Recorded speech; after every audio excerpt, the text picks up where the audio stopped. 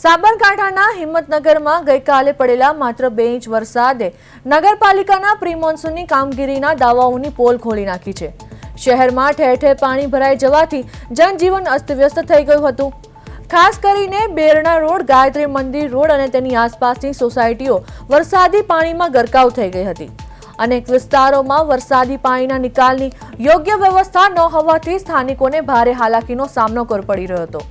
શહેરમાં નવીન બનાવવામાં આવેલી વરસાદી પાણીની લાઈનો બેસી જવાથી ઠેર ઠેર મોટા ખાડા પડી ગયા છે, જેમાં વાહનો ફસાઈ જવાની ઘટનાઓ બની છે।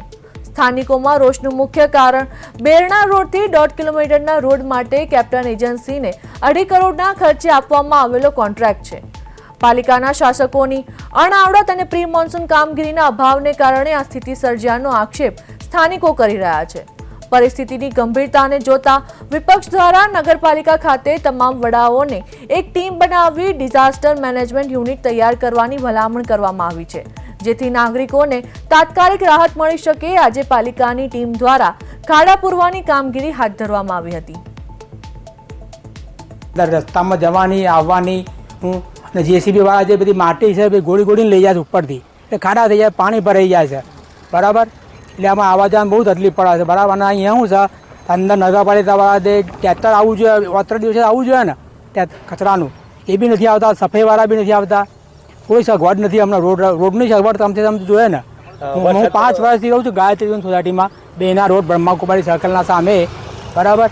પણ આ હું એકદમ બિલકુલ અંધેર જેવું છે। ભાગમાં કોમન પ્લોટની અંદર કોઈ પાણીનો નિકાલ નથી અને 5 થી 6 સોસાયટીનું પાણી ત્યાં આવે છે અને મેઇન રોડનું પાણી પણ ત્યાં બીજી સોસાયટીઓ ત્યાં વાળેલું છે અને ઘરમાં આવવાની પરિસ્થિતિ થાય છે। 2 ઇંચ વરસાદ આવતા ઘરની બહાર નીકળાતું નથી।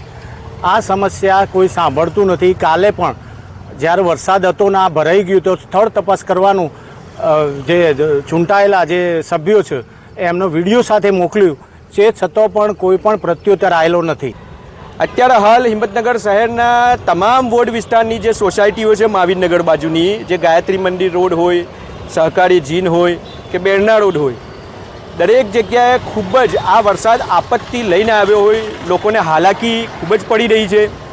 છેલ્લા 50 વર્ષોથી એક ધારું ભારતીય જનતા પાર્ટીનું શાસન હોવા છતાંય કોઈ જ પ્રકારનું જે આયોજન, સિટીનો વિકાસ હોવો જોઈએ, જે લોંગ વિઝન હોવું જોઈએ, એ કોઈ લોંગ વિઝન નથી।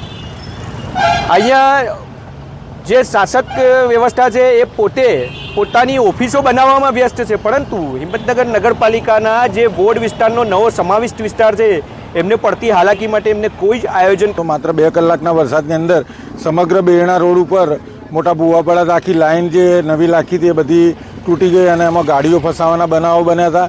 2 દિવસ પહેલાં મહાવીરનગર ચોકડી આપણે રિલાયન્સ મોલ સામે પણ ભૂવા પડ્યા હતા।